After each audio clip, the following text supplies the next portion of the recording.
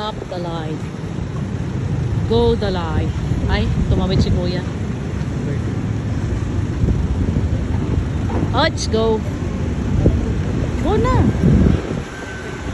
Ay, ang tao rin pa pala. Tinignan ko kasi kaliwa.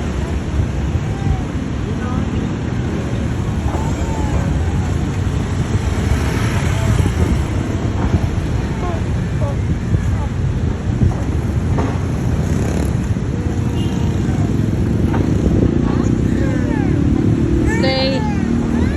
Walking pedestrian is go.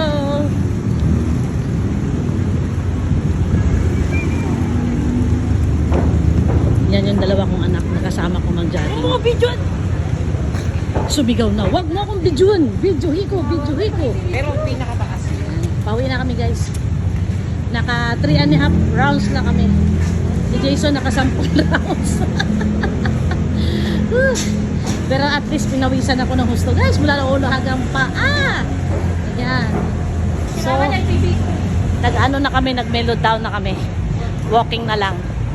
Para bumaba yung pagod. Tsaka magre-relax yung mga muscles. Ang ganda ng SM. Ang ganda ng decoration. Yan. Yan. Wek, wek. Wek, wek. Ayaw magpabidyo sa akong anak. Kaya sa likod ko lang pinibidyohan. Ay. Nakakapagod. Pero nakaka-relax.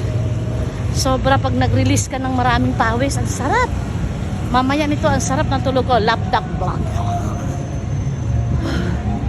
Ang gising ko lang nito, ihi.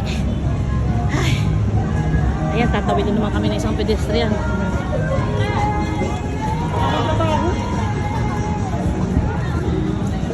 Ning! Ba! Ay! Wala. Tumawid ng ibang linya.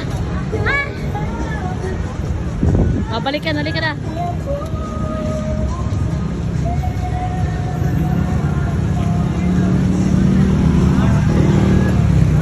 Nakatawid na kami. Mabait yung kotse, huminto. So, ito na yung aming tawid. In between ng Alimol at saka SM. Nasaan na ba yung makasama ko? Ayan na, nagkasama na silang dalawa. Ayan. So, mauna na ako maglakad kasi mabilis sila maglakad. Mahahaba yung steps nila. Ako maiksi kasi malitan pa ako. Kaya nauna na ako maglakad.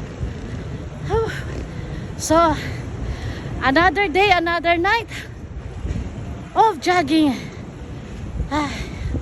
Ang sarap sa pakiramdam. Alam nyo, nag-improve sa akin ngayon.